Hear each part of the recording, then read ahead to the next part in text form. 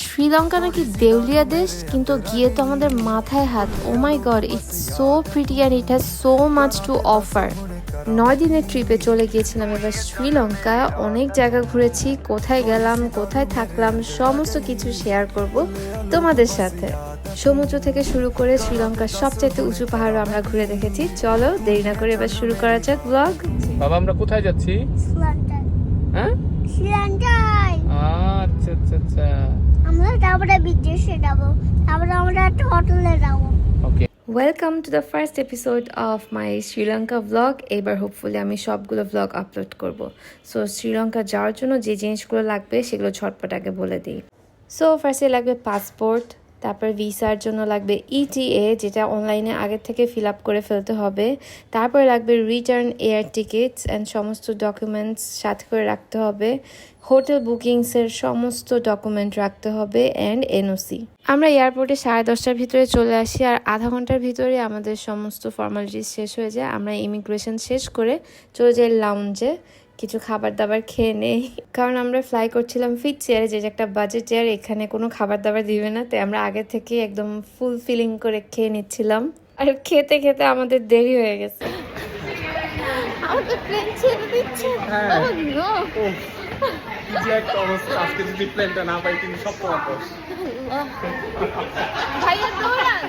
I think আমরা last ছিলাম যারা প্লেনে উঠেছি, মিস করিনি। প্লেনে ওঠার পরে শারফান খুব তিরিং বিরিং করছিল, বাট এর পরে তো ও ঘুমাতেই পারছিল না, ওর খুব আনকমফোর্টেবল ফিল হচ্ছিল। বাট আমি ট্রাই করছিলাম ঘুমানোর জন্য, আমি নিজেও ঘুমাতে পারিনি। ফিট চেয়ারে অনেকগুলো সিট ফাঁকা ছিল, এক একজন তো শুয়ে শুয়েও গেছে লিটারেলি।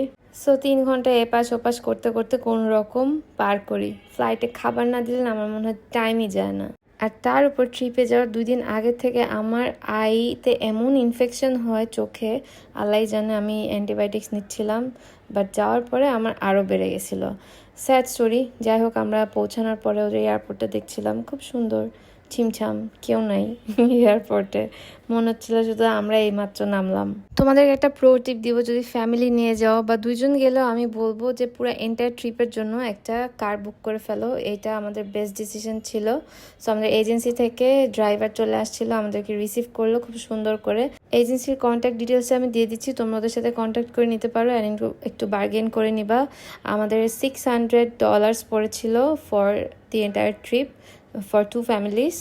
আর ওয়ার্স্ট ডিসিশন ছিল আমাদের এয়ারপোর্ট থেকে ডিরেক্টলি নুয়ারেলিয়ার জন্য রওনা দেওয়া। আমাদের উচিত ছিল নিয়ার বাই কোনো প্লেসে একটা দিন স্টে করা, বিকজ এমনি একটা লং জার্নি হয়ে গেছিলো আমাদের প্লেনে। বাচ্চার জন্য এটা আসলে খুবই হেকটিক হয়ে গিয়েছিল। আর নুয়ারেলিয়া পর্যন্ত রোডটা খুবই জিগজ্যাগ, যদিও এখানে আমার খুব ভালো লাগছিল, ফ্রেশ এয়ার। ভোরবেলা আমরা ল্যান্ড করেছিলাম, দ্যাটস ওয়াই।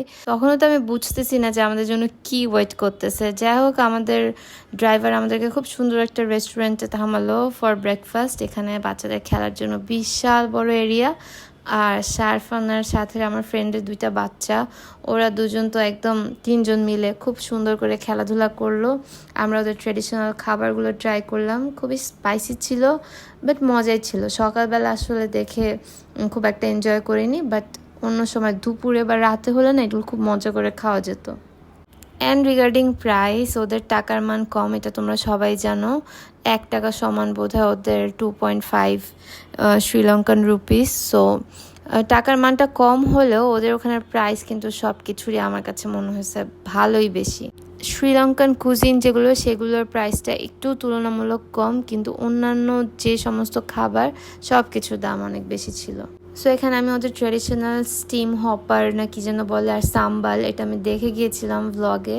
সো আমার দেখেই ক্রেভিংস হচ্ছিলো, ওইটা ট্রাই করলাম, ভালোই লেগেছে।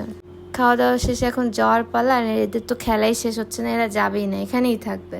And the journey begins to Nuwara Eliya. Oh my god, এরপরে যে জিগজ্যাগ রোড আসলো, আমার বাচ্চা 3-4 বার বমি করেছে, ওর অবস্থা পুরো খারাপ হয়ে গেছিলো। সো আমরা রোডে থেমে থেমে ব্রেক নিচ্ছিলাম। And as I said earlier, আমাদের ড্রাইভার এত সুন্দর করে ড্রাইভ করছিল, এত সেফলি বাঘগুলো ড্রাইভ করছিল। স্টিল ও ছোট মানুষ তো আসলে নিতে পারছিল না, just look at his face. আর ওর জন্য আমার এত খারাপ লাগছিল যে আমি ওকে হেল্প করতে পারছি না, আমার নিজেরও খারাপ লাগছিল, বাট ওকে দেখে আই ওয়াজ বিং স্ট্রং।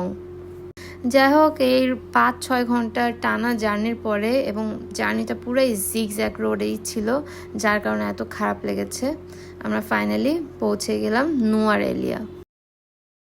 আমাদের হোটেলটাও ছিল খুবই সুন্দর, ছিমছাম, একেবারে গ্রেগরি লেক থেকে খুবই কাছে, জাস্ট 5 মিনিট হয়তো লাগবে। একটু পাহাড়ের উপরে, গাড়ি থাকে আমাদের জন্য ইজি হয়েছে।